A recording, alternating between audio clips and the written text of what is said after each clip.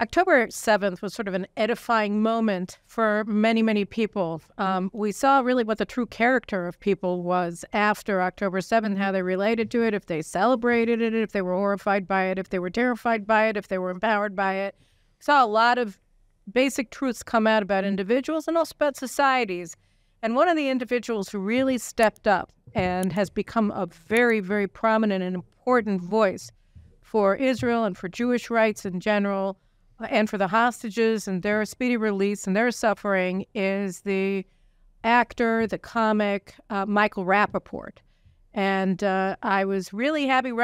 Michael, I met him in one of his visits to Israel since October 7th in Tel Aviv with his wife, who's a beautiful woman, and had a fantastic time. And since then, we've been in touch and been trying to get him on the show. So he's back in Israel, and I'm so pleased to welcome the great Michael Rapaport to the Caroline Glick Show. Thanks so much. I appreciate it, Carolyn. I appreciate you. It's funny to be here in the studio where all the magic happens, because I always watch the show. Oh, well, there you go. And you see, it's not that great of a studio, but it's okay. But you're great. It's all about content. And I want to acknowledge to the entire world that I know my shirt is wrinkled.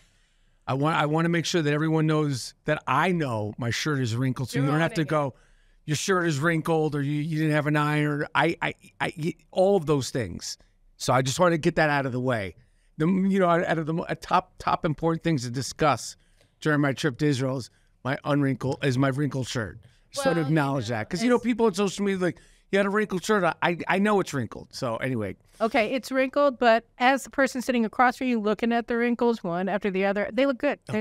They're like a good wrinkle combo. Thank you. They're very nice. Thank you. All right, so now having gotten the important things out of the way, we can move to the inconsequential. Yes. All right, so October 6th, you're living in New York, you're an actor, you're a comic, you got everything going. Where were you on the whole Jewish stuff? October 6th, I mean, traditionally I would be referred to as a bagel and lox Jew. I don't think I was full bagel and lox at that point. Also, I get offended by the term bagel and lox Jew, because I don't know anybody, let alone any Jews, who have just a bagel and lox. I like an everything bagel, toasted, right? Cream cheese, onions, tomato, and capers. What about lettuce? Not lettuce. But that's up for, I wouldn't argue with you if you had lettuce. So I got all that plus lettuce. Okay, the lettuce is fine. I mean, possibly. But and also, what kind of cream cheese? Straight up. Oh, okay. And it's got to be a toasted everything bagel. All right, because I like chive, but I have no problem with. I wouldn't argue with that. Okay. I like it. I like to mix the cream cheese also, but push comes to shove, I'll just say straight up cream cheese. Okay. Anyway, so that's how I grew up for the most part. I have been speaking on things regarding anti-Jewishness, anti-Semitism for the 5 or 6 years before that. Something that was very inciting for me was when the incident in Charlottesville happened. And they were saying Jews will not replace us. I had spoken up on that on social media. And then all the Kanye West things, I was speaking in the same sort of tone that people sort of hear me talking now. But as far as October 6th is concerned, I was by no means as informed. I was no means as in touch and aware of the history, the detailed history of Israel and Gaza, Israel and Palestine, Israel with the world. And, on October 7th, really October 8th, I'll be honest with you, because on October 7th, I had woken up late. I had performed the night before in Atlanta. I got a bunch of text messages from different people about what had happened. And like everybody, I was kind of piecing together what was going on. The videos were coming up. Videos were getting taken down. You're hearing, this, you're hearing that. And then that same night, October 7th in Atlanta, I was performing in Atlanta. I performed, went to sleep early, got up October 8th, Sunday, October 8th. And that's when everything sort of, I was like realizing the severity of the situation, the enormity of the situation. And then October 8th, when I landed from Atlanta to New York, there was a rally in Times Square, New York, and it wasn't a. It was supposed to be a pro-Israel, pro-Jewish rally, and I saw the celebration from the pro-Palestinian people, and there was a girl that was going like this, like mocking the Israeli people, the Jewish people there, and all that. Just like that 24 hours, 36 hours, like it was like something I just was like, whoa. And then the next day I started speaking out on it. And it's just really been a crazy time for me in terms of how I've been digesting everything since then. And it's been a slow, but very, very, very, informative, very obviously it's been a very sad, very frustrating, and truly enlightening time since, now we're at 271 days. And I would have never imagined that we'd still be here 271 days later, fighting, that hostages are still in Gaza, and the rapid change of anti-Jewishness specifically in my city. I'm born and raised in New York City. To see it and to see it grow and to see it every single day. There's an incident every single day in New York. It really hurts my heart. And it's confusing and it's frustrating and it's embarrassing because I love New York and I'm a prideful, braggadocious New Yorker. Yeah. And, I've always felt that New York is the greatest city on earth. And in the last few weeks, I've really had to come to terms that right now, can I say that New York is the greatest city on earth with the open anti-Jewishness and the open anti-Semitism and the open anti-Zionism. And I like to just call it anti-Jewishness because this word Zionism, as you know, is taken on this term, and I think that people use it as a veil against anti-Jewishness, right. And they try to separate us and confuse us and all this stuff. So I want to get to that in a second. Yeah. So just trying to give you, like an opening sort of thing. All that has been very, very enlightening. Enlightening is usually a positive thing, and then of course, everything that's going on here, and the war, the hostages, the seeing it when I came to Israel. I'd never been to Israel before, really? Never. And you got here in November. Got here in November, and seeing what I saw and what everybody is seeing, and going to Kibbutz Be'eri the first day I got here and seeing that, and smelling it, right? Because you could smell the fire still. You could smell the smoke. You could smell the blood. And you could smell the death. And you could hear the rockets and the missiles very, very, not like faintly, like they're like jolting, and they tell you, when you, be aware, when you get there, like what you're going to sort of, don't be scared of the missiles. And if this happens, we'll do this. And it knocked me on my socks. It knocked me. It rocked me, and then everything else after that first trip rocked me, and I've been rocked ever since. And all of it has been a very, very changing time for me.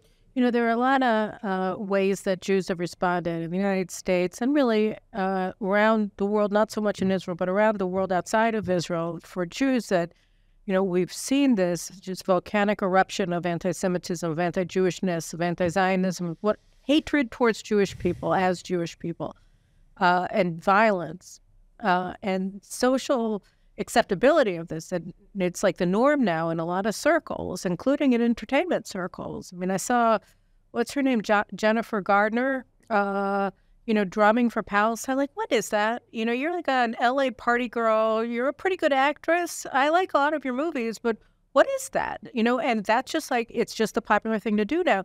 So There are Jews who look at that and just say, all right, it's too dangerous to be Jewish. I'm just going to, I'm just not going to talk about it anymore. And there are Jews who say, well, if that's where the popular girls are going, then that's where I'm going because I want to be a popular girl. And they're Jews for Palestine. And they've also, they believe it. They've been indoctrinated. And then there are Jews who are scared and not sure quite what to do. And then there are Jews like you who say, F this, all right? Let me just, so why do you think, is it a spiritual, like, for you, when you're looking at this situation, what is the motivator that is making you stand up and shout about it?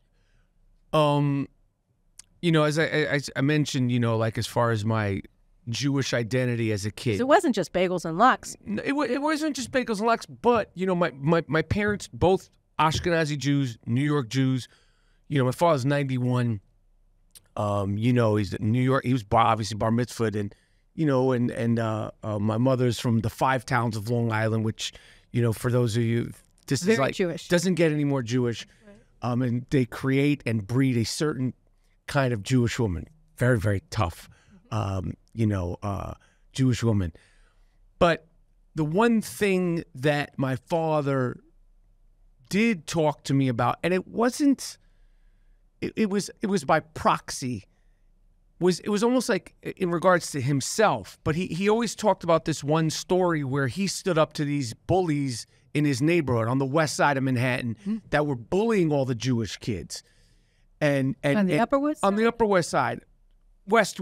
This is, he was 10. Kids, they're kids, but there was kids from another neighborhood. They were a lot of Irish kids, and came down, and they would always bully these kids, and they would always run away. And then one day, my father was with his stickball gang, his stickball team, and these kids said to my father, "You killed Christ. You killed Christ." My father's 10. He's like, "Well, I didn't." He didn't even know what they're talking about. Right. Like literally, but you killed. And my father's like, "I didn't kill Christ." And he turned around, and the rest of his friends had, sort of ran away. And my father fought the leader of their gang to a draw. And he always talked about this. And and then when I started becoming an actor, my father never loved the stereotype of Woody Allen. He didn't like that. He liked Woody Allen movies. He just didn't like that stereotype. My father's, sort of obviously he's 91, but he's, is a bigger guy. He's not a tough guy. My father's an intellectual, but he just didn't like that stereotype. So that moment when he stood up to those bullies, and when I started acting, it was like, don't just be that stereotype. But he didn't pound it in my head. He said it a couple, and it resonated with me for some reason. I didn't listen to a lot of things my father said. I didn't listen to a lot of things my mother said. A lot of things. But those things resonated. And, I always identified clearly, proudly, and loudly as a Jew, as a Jewish person. I have, light hair. So a lot of times people think I was Irish. In New York, people always assume, that there's no Jews with, strawberry blonde hairs. I'm like, I'm Jewish. I'm okay, but I didn't have any anti-Semitism. I really didn't. Right. None. There'd be some ball breaking, but it wasn't amongst friends. I grew up, you're playing ball, you're this, your mom's this, but it's not, I didn't have any confrontations. I didn't have anything that was like jeopardizing. And,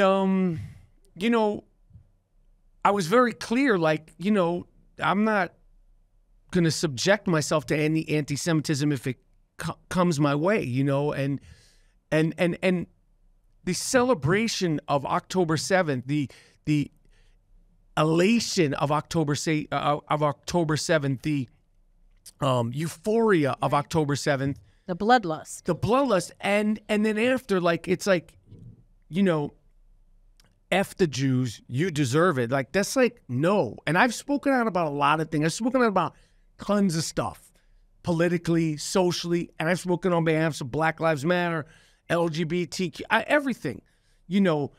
This rights, that's rights. I have a mouth. So of course, when it comes to myself and the threat of, my people and me being Jewish, just really me. It wasn't like I was I'm speaking on behalf of her. I'm just this is not acceptable. Right. And And just sort of when the dust was sort of settling, if the dust is even settled, I don't even think, can we even say the dust hasn't settled. But, you know, when you were sort of being able to make a clearer view of things, like it was just kind of like, what is happening here? And I'm like, and then to see people, and I don't think it was I think I first saw it in Boston or in Massachusetts outside of what school? I don't think it was Harvard. I can't remember what school it was. Maybe it was Pennsylvania. Seeing posters ripped down immediately of hostages. Right. Well, that was going on at NYU Law School pretty fast.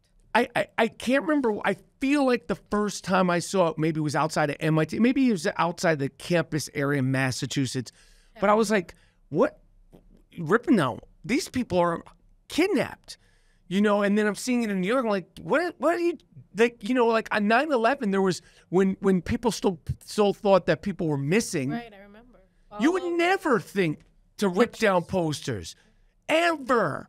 I don't care what race, denomination, you would never think that. And you would never see a sign saying, yay, celebrate the martyrs, honor the martyrs, because that's when it became mainstream. This term martyrs became mainstream for me, and I think for a lot of people, was after 9/11. You know, as being, these people think they're martyrs. They ran this plane in the air, and they're more.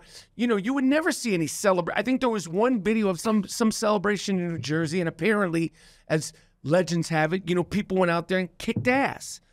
But you would never see this elation in New York City. Was these people were bad?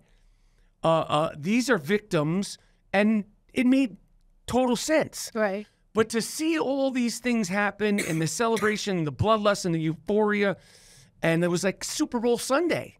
It was like people were like jumping for joy, and this woman's like mocking, oh, you're crying about you're sad about these people. Yeah, you know, like the next day. So all these sort of things, you know, and me speaking out, and then kind of seeing that other people aren't speaking out, it's just, you know, and then coming to Israel, which was a real an eye-opener after the 7th, and seeing what I saw and talking to the people that I've talked to, and really, it's been we're heading to 9 months, a 9-month, you know, watching you, listening to you. Honestly, that's how I reached out to you, is because I started, you know, and amongst others, it's been a real, you know, like an eye-opening thing in a lot of ways, You know what's I find really amazing about the way that you've been doing your work is it's like you not only did you decide that you have to stand up to bullies, which is admirable and important, it's also that you said, what is this Judaism thing? So what is it to be a Jew? You take your pictures with, you know, with your arm out, with your tefillin on in the morning. Like that's going a couple steps further. That's saying, okay, I'm not a bagel and lox Jew anymore with cream cheese and all capers and all. I'm not just that. I'm all right. We're being attacked. What are we? Let's look into this. What's that about? I'm figuring out what it's about, Caroline. To be totally honest, I don't have a total answer. I know that, you know, as you get older, as I've gotten older, I think we're the same old. 54. Yeah. Yeah, but you know, as you know, it's like, you know, as you get older, you know, you just it's just specifically the tefillin. When I started doing it, you know, I've done it in New York. I would probably say I've done it in New York reluctantly, you know, on the streets, you know, because there's always with the Chabad guys there? All the time, you know, and they're very persuasive. And, you know, a lot of times, I remember the last time I did it with a Chabad guy, it was probably 2016. All right. 17 maybe 2000. I don't know. Time is all screwed up. But they were so young. They were like kids, and they were like, yeah. And I'm like, you know, I'm like, all right, you know, like what are you guys doing? You know, like, and I'm talking to them, and they just want to get their raps in, you know, and my wife, we have a picture of them because they were so young. They look so young, but there was like one of them's 18, then they got the little, and it's such a New York thing. And you know, I wasn't bar mitzvah. My brother was bar mitzvah. I went to Hebrew school for one day. They asked me never to come back. I was a pain in the ass, Caroline. And but you know where my Judaism is going and what it is. I don't have an answer. I know that, you know, I love rapping tefillin because to me, it's, you know, it's a prayer, but it's also a meditation. It's a time to think only about everybody else besides myself. And it's also a thing, you know, like, you know, I take my time with it. So it's like a 5-minute way to just, it's like slows everything down for me. And especially, you know, since October 7th, you know, I'm a phone person, you know, as people probably guess, like I'm on my phone, you know, it's just a time to like start my day in a very peaceful, calm, you know, just thinking about everybody but myself.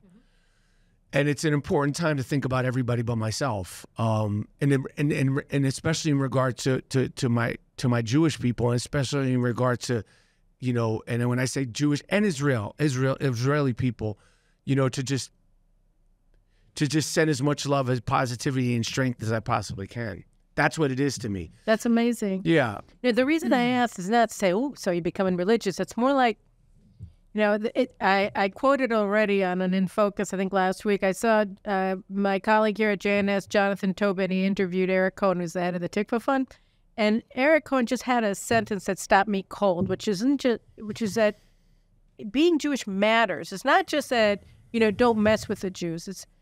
It has intrinsic importance. It's got nothing to do with anti-Semitism. And I've been playing around with that sentence in my head really since then, because that's really the crux of it. It's not just like, you know, we're defending it because, you know, go to hell, you can't mess with my people. It's also look at how extraordinary Judaism is. Look at our history, look at our beliefs, look at, you know, who we are. Like you wanna be able to attach yourself to something amazing. And so that to me is really what I was getting at. It's not like, how religious are you now? Yeah. You know, it's like, I'm not sure. You know, I'm not sure. You know, sometimes I'm like, you know, but like the more you look at it, I love it. Right? I love it. I love it. I love it. The more I look at it, the more I learn, the more I practice. I love it. Yeah. I love it.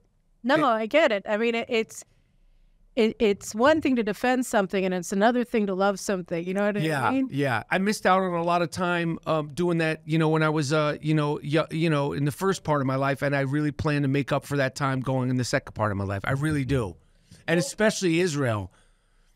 I love it so much, and I have such. What is it?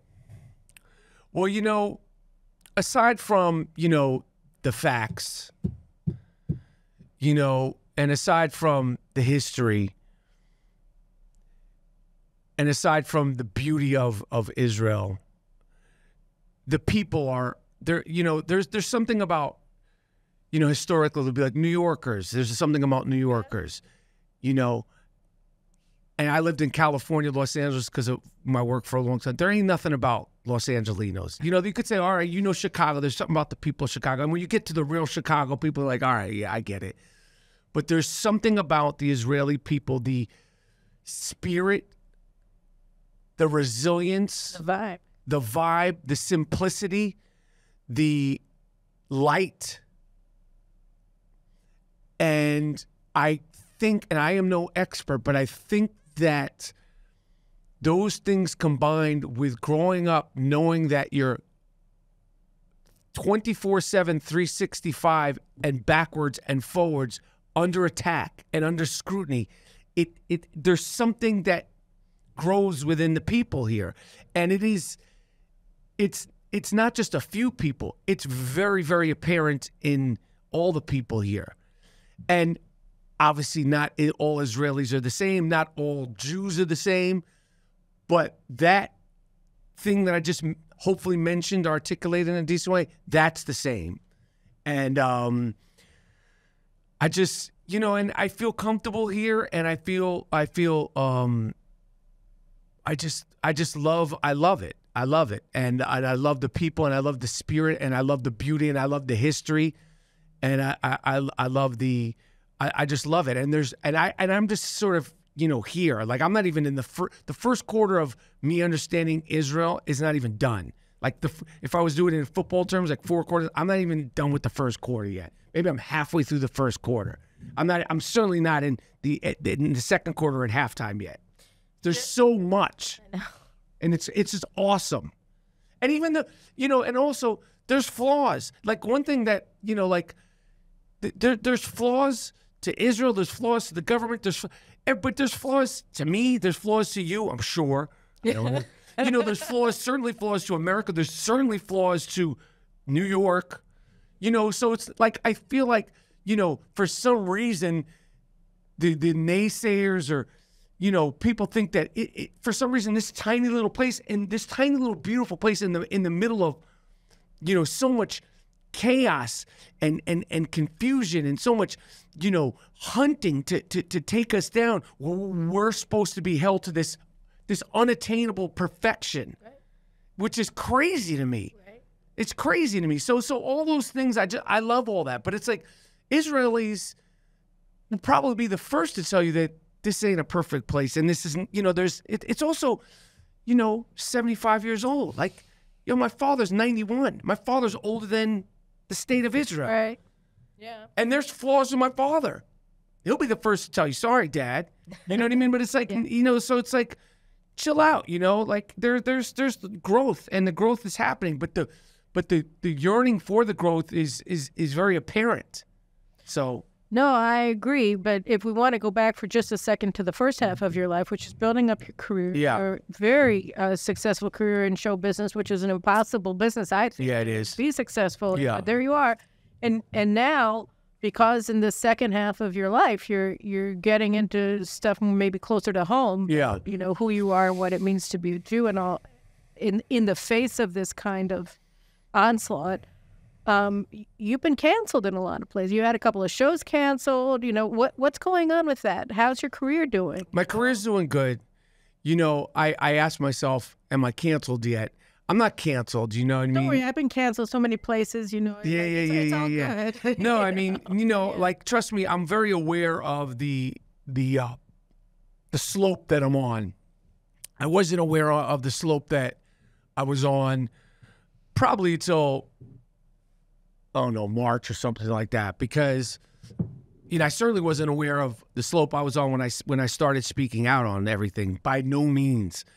I didn't, and I don't think anybody did. I think this is taking unprecedented turns, being, pro-Israel, pro myself, pro-Jewish, pro what's right. It shouldn't just be us speaking on this, but as being as outspoken as I have been, I'm aware that there's a little heat on me. I don't feel canceled. I don't feel like I'm going to be canceled because I haven't done anything wrong. I haven't said anything wrong. People in my business, some people that have been canceled, they deserve it. They did some wild stuff. Some people are like, okay, Al Franken, like, you canceled Al Franken, okay. There's other people. He canceled? He did something. It's with the photographs, but it's like they ate their own with him. Right. So there's different things, but I'm like, I haven't done anything, I haven't said anything wrong.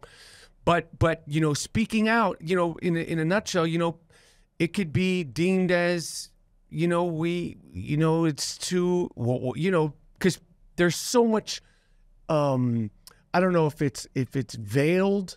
I don't know if it's not veiled. There's so much anti-Judaism, anti-Semitism, and and it's not just directed against Jews, by the way. I mean, I had Patricia Heaton on the show.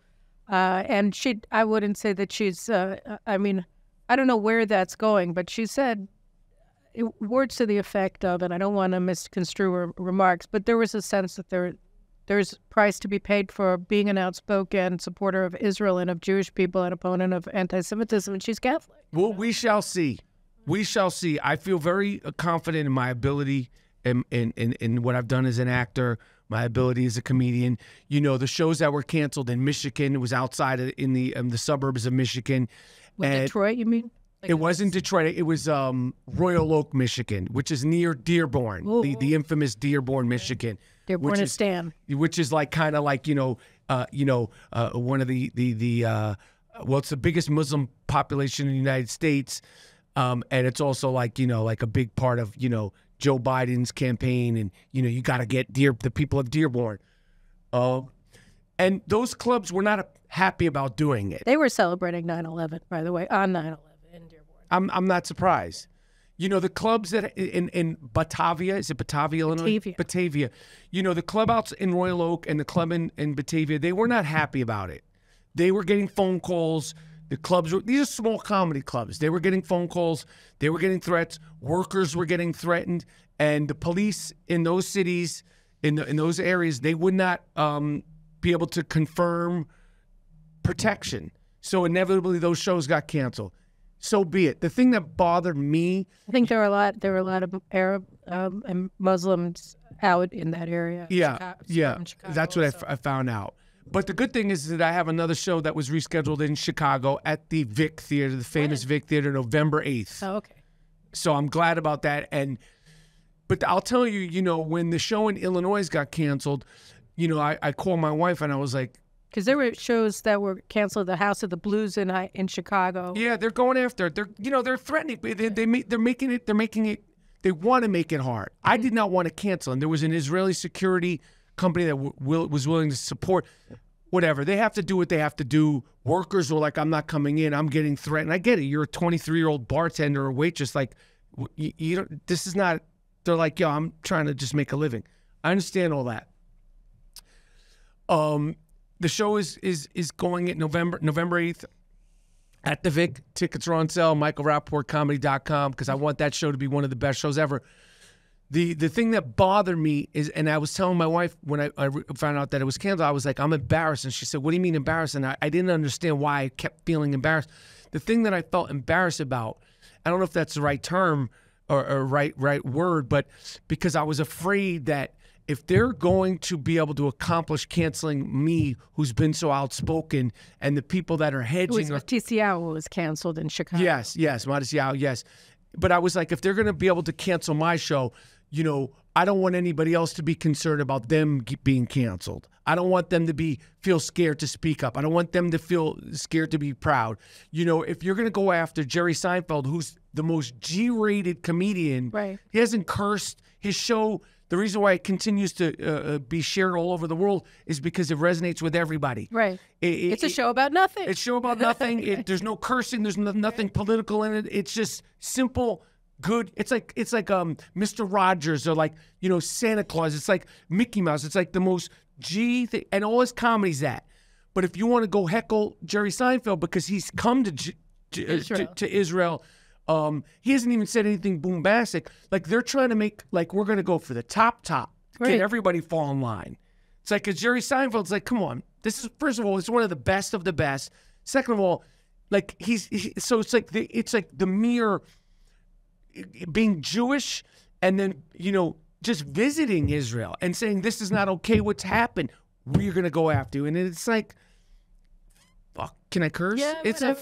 You, man, like, you know, and you must stand up.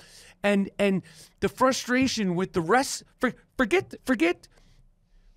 the rest of Hollywood, but the Jewish people in Hollywood that have disappeared, who've made their careers off of this stereotypical, you know, it's great, it's funny, it's part of our culture, but they've made their careers off being Jewish, who have said nothing. And again, you don't have to be as bombastic as me. You don't have to be as politically, you know, fiery as me or as aggressive as I am. But you could at least say the word hostages. Right.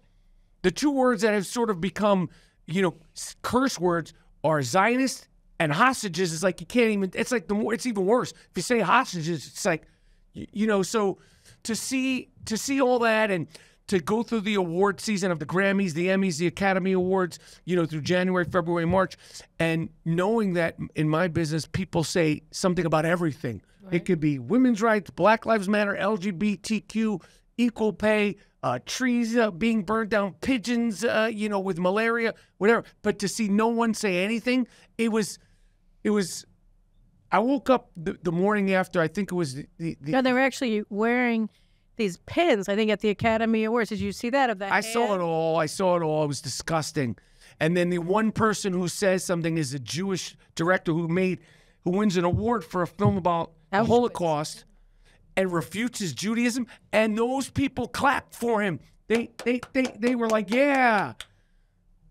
It hurt my heart. It hurt my heart. And I felt very alone. And I was like, this is what I do. Like, what am I going to do? Like, I can't be with these people. I know not everybody feels that way, but like seeing all that on a public forum, it was. But the other part of it is, because people ask me so much about actors and why haven't they spoken out? Why do you think they haven't spoken out? When they speak out about Black Lives Matter, LGBTQ, global warming, blah, blah, 99.9% of the time, us as viewers, I'm like, get off the stage, get your award, so-and-so, and get out of here. So, these people that haven't spoken out, they're going to have to reckon with that later.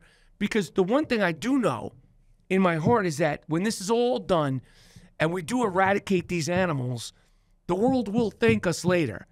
I know, but it really reminds me the cultural moment or period anyway that we're in.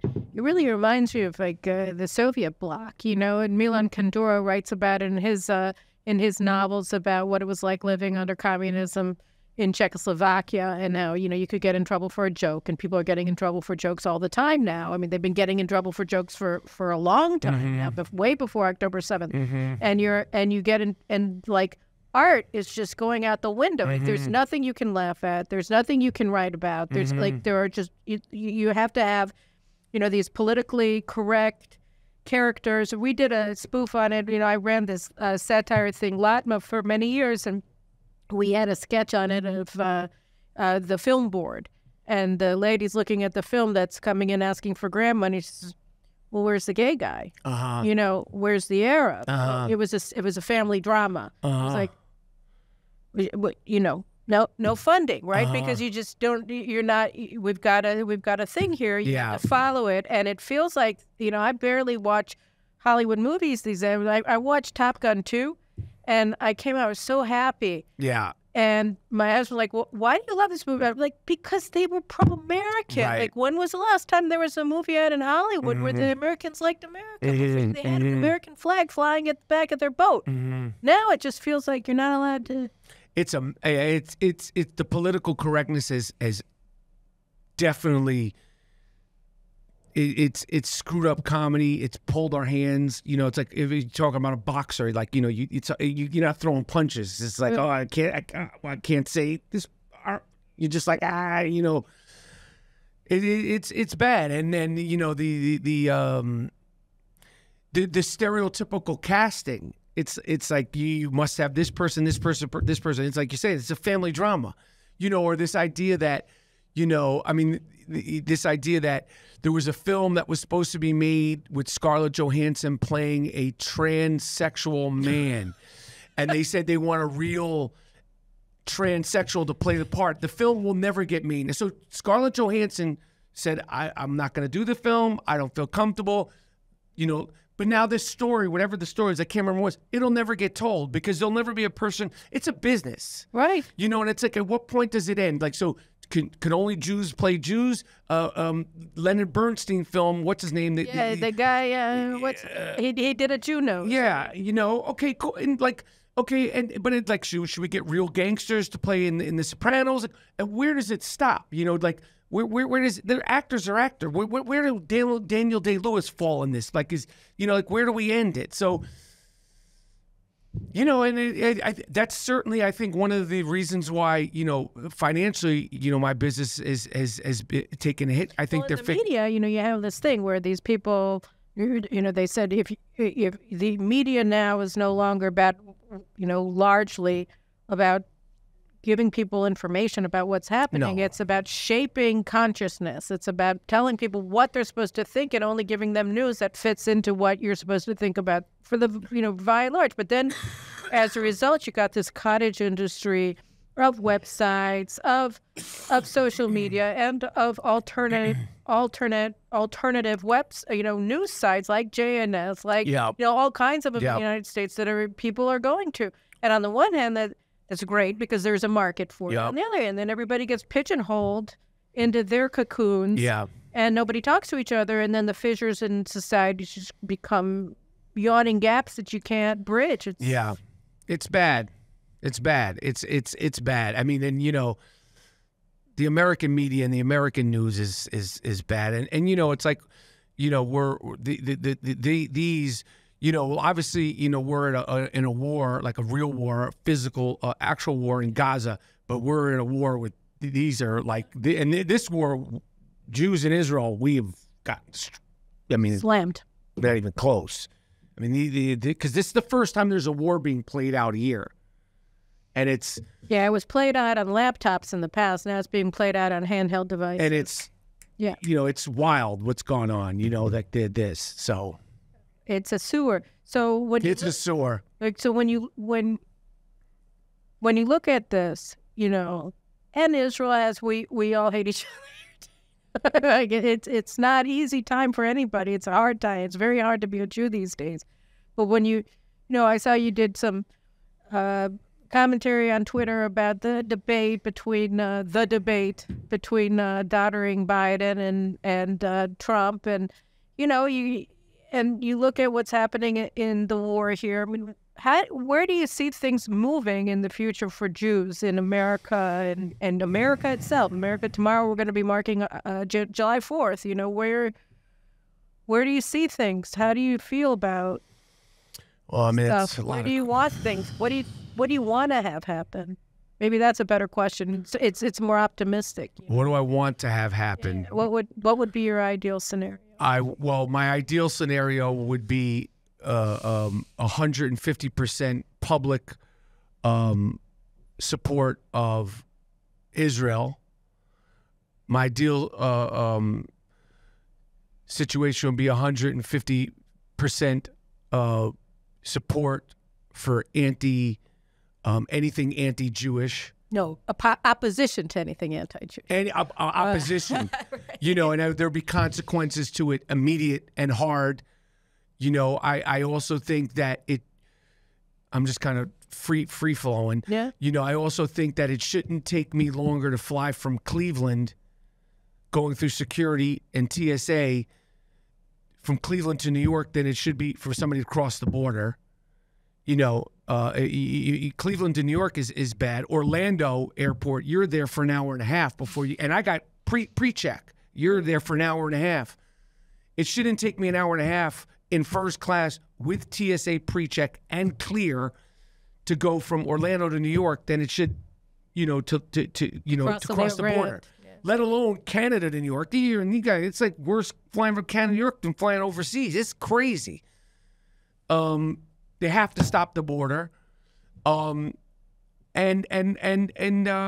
mean, those are the things, you know, and my taxes and my interest rate. My mortgage is ridiculous right now. So those are the things that are first and foremost, you know, in closer. So fix the border, close the border. Israel needs to be supportive, and I don't like the good cop, bad cop crap that they're doing. I don't like it. I don't know why. Pretty much bad cop, bad cop. Bad cop, bad cop. Yeah, and you know, and like the rhetoric, and we support but, and the but, and Kamala this and but, and bull crap. And I want the President of the United States to feel comfortable and confident enough to say the names. If you're not going to say the names of all 120 hostages, that's a long time. To drill the 8 American hostages. There's 8 American hostages. 8. You know, and I'm like, you know, and you know, there's one family that's from Chicago. There's, you know, the Paul and Goldberg. Right. You know, Omer's family, Nutra's family. They're from Long Island. The Tenafly. The Edan, Alexander from Tenafly. You know, like, these are New York, like, that's tri-state area people. Like, you know, like, I want the president to see, I want you to, like, we're coming to get you now. Not 9 months later. Like, we are coming in there to get you. We shouldn't have gone this far. There shouldn't have gone this far. And, you know, there should be no shame or hesitancy in that. You know, and I've said, you know, so what I want is I want some, you know, some bulls, and I want some, like, it's okay to, like, you know, to stand for what's right and what's wrong, you know. And I got blowback, but I was like, let's say, God forbid, you know, on October 7th, there was an all-girls basketball team from an HBCU, a historically black college, that was at the Nova Festival, and 10 American black girls had gotten kidnapped, and they were part of the 200 plus that got kidnapped from begin with. What would the reaction from America be then? You think that 10 black girls from an historically black college would still be in Gaza now? No effing way. No way. One way or another, they would have gotten out. They would have been released. And it would have been all over every sports, every ESPN, every WESPN, every Emmys, Grammys. You think that they wouldn't have talked about that at the Oscars?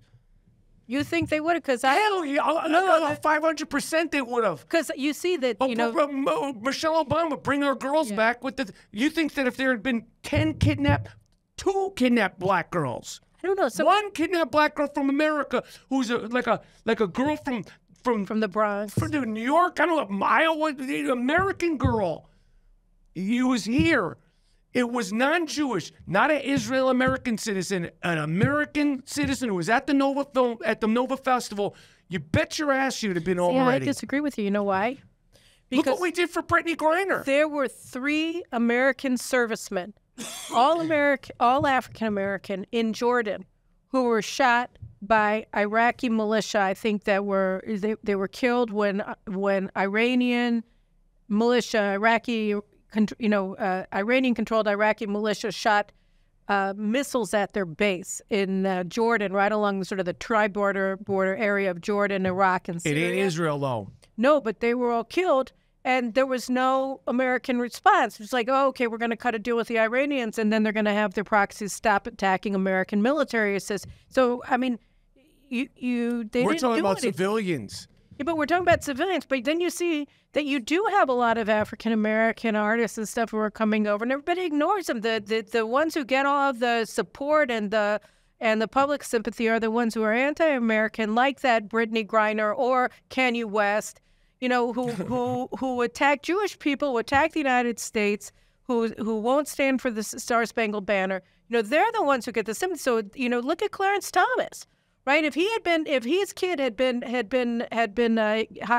kidnapped from the Nova Festival, you think that anybody would have cared? No, because he's a conservative. So I think that it's got more to do with the political identity and with their support for Israel. I think that political support for Israel has become toxic for progressives, and they'll prefer the Palestinians to women from a historically black college. I'm thinking, what's the name of it?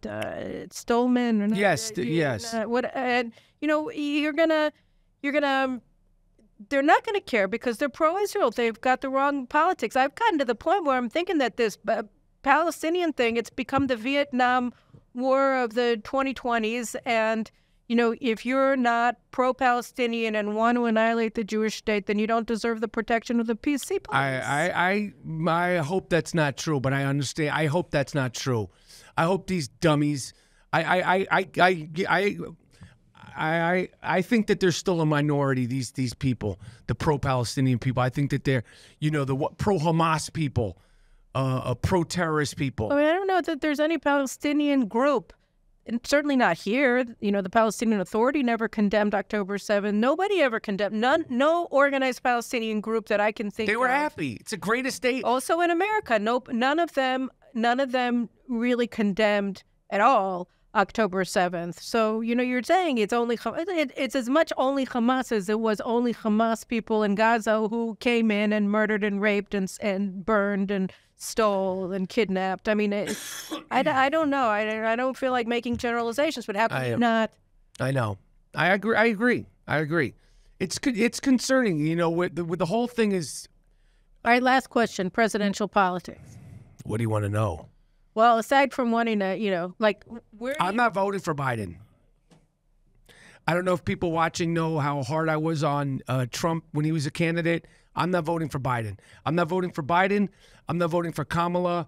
I'm not voting for anybody that isn't. I'm not voting for any meandering, double talking out of the side of your mouth, sideways talking, upside down talking. My people, Jewish people, Israel, and my money. And I might have said in the past, my money in Israel. Now Israel and my money. I'm knock on wood. Fortunately, I could say that Israel and my money. Period. This holding up weapons and building rafts. What the hell did he build it for? A raft's float. It was sinking. What is it? the port, the temporary pier. The port, like a port that should have been in a lake. You can't even park a motorboat in a lake, you know. And this is all to go. Well, I did $320 million of taxpayer money, and he thought that was going to be like, I built this $320 million to get the. Yeah, you built you can't even go water skiing off that piece of shit, you know. So all that, and they did that. So he could say in November and in November or in Chicago at the Democrat, well, look what I did, and we're sending. Yeah, you made a piece of shit. Any of this, I'm not down with any of it. So I'm not gonna say who I'm voting for. What I could tell you what I'm not voting for right now. I'm clear on that, and that it's of the utmost importance to me. I don't like texting you to say, you know, because I quoted you the other day where I said to you, because I don't know if you remember what you said to me, but I said, you know, I was like, I texted a few people, I was like, yo, is it crazy to come here because of what's going on in the North? And you said, it's crazy. I feel crazy that I have to leave. I feel, which I thought was so Zionist, and I thought it was so strong of you. And I told my wife that, and you know, and I don't like. Listen, forget the North for a second. We need our people back, and these animals that did it. Now, whether they should have gotten them, I don't know enough to. Well, yes, I feel like we should have. It should have all. It's an all. I don't want any more IDF soldiers dying. I want our people back, and I want these animals to every last one of them, or who thinks every last one of them, whether they're innocent civilians, official Hamas, Hamas proxies, you know, cousins, anything that anybody who's supporting it, they got to go, wherever they are. Anyway, we could call them whatever they could tell us what they want to be identified as. They need to go, each and every one of them, because what happened on October 7th is just it's 50 9/11s. I know, and the most amazing thing is that, you know, you had this righteous rage of everybody after 9/11, and here you had this bloodlust. You had this celebration all over the world. Immediate bloodlust. Immediate. That was what was so shocking. But and publicly, yeah. It was crazy. It still is. They're still doing it. It's gotten even worse. Now you got more dummies, more idiots, more bullies. You know, more anti-Jewish bullies, disenfranchised bullies, face-covering coward bullies, you know, that ain't okay. But more importantly is our people need to be okay. And our people need to be able to mourn. You know, one thing that I think about is, you know, if you lost somebody on October 7th, you're not mourning properly. I don't care if you've sat Shiva. How could you mourn when this is still going on? How can you mourn when your neighbor is, you know, everybody is so 1 degree of separation. How can you really mourn when your friend or your next door neighbor's daughter, mother, father, grandfather is still in Gaza? How can you mourn when it's the mourning is the mourning process is not happening because Israel is still, there's no closure. We're still bleeding.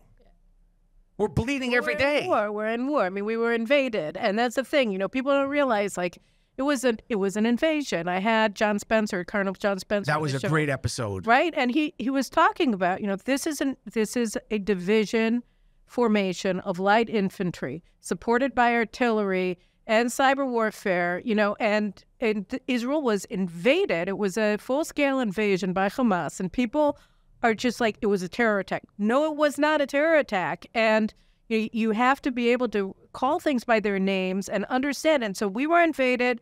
We're at war. We're in a war for our survival. As we saw on October 7th, this is what they do when they get their hands on us, you know, and that can't happen ever again. And to prevent that from happening, we have to do certain things like defeat them. And so, you know, it's a very odd situation where even we are having a hard time really understanding because of all the misinformation, all the lies that are being thrown at us all the time. We're like, well, no, wait, it's not that. It's something else. And then every day.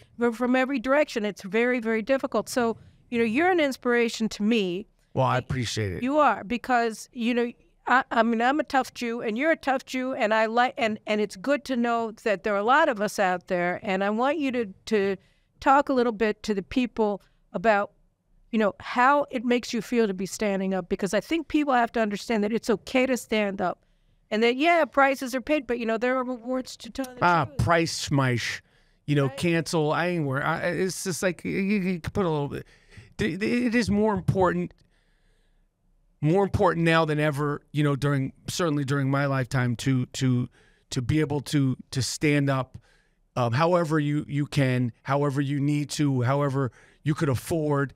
It's more important than ever to inform yourself, especially, you know, because the more you arm yourself with information, and the more you arm yourself, with knowledge and facts and truth and history, the more confident you'll be able to stand up, especially, you know, going into, you know, the upcoming college semester when it starts for the younger people, and even people my age, older, and in between. It's like, you know, you have to, what it means to be Jewish in America is changing day by day, because people are going to ask you, what kind of Jew are you?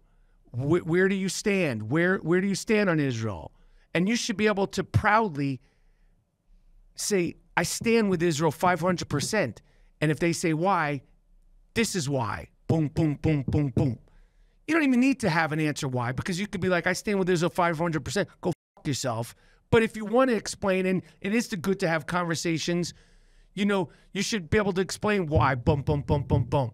Because, you know, just like that, you know, when people know that you're Jewish, they see a star, they see how you identify. They're gonna. It's like a question, like, oh, where did you? What are you, pro-Palestinian Jew? Are you? What kind of Jew are you?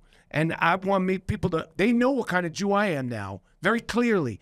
And going forward, that question's going to be asked. And the more information and education you have, and the more facts you have, and the prouder you're going to be about it. The prouder, and yeah, so all those things are, I'm going through, and I encourage everybody else to do it in however they want to do it. There's no right way, wrong way, you know, whatever. Just do something, like, you know, and fill yourself with something. I like to fill myself with information every day, even if it's just a little thing, because it's like going to the gym. It's like my mental Jewish gym. You know what I mean? In my brain, because I need it. I need it. But we all need it. Everybody needs it. Everybody needs it, and particularly the younger people, or the people that are like, don't be hesitant. It doesn't have to, you know, you don't have to be crazy or like me or as outspoken as me, but you need to do something, and even if it's quiet, it's just internal. I agree with you. I think it's important for people to. First of all, I want to thank you for everything that you do. I love you, Caroline, and I appreciate you so much. And I tell you, I watch you. Me and my wife watch you, and you know, and the episodes, and like the one with the John Spencer. Like, I mean, there's so many times where I'm like, you know, these things hit me. I'm like, holy shit. You know, like that episode in like particular, I was like, what the, you know, what's happening here? You know, like I was like crazy. Oh, it's important. It's important what you do, and it's important what all of us do. You know, I'll just give you one last story. It was that Patricia Heaton, so she was on my show on Zoom because she lives in Nashville. And then I was in Nashville at a conference in, I don't remember, April, May, one of my trips. And I met her, and she has this great organization called the October 7th Coalition, and they were bringing Israeli musicians. They brought this fantastic musician named Yosef Bach to Nashville, where they had them. I mean, the thing that I saw was Yosef Bach comes in. He wrote an unbelievable song when he was in reserve duty in the North, and they brought together all of these local musicians in Nashville to this recording studio, and they did a live recording of the performance.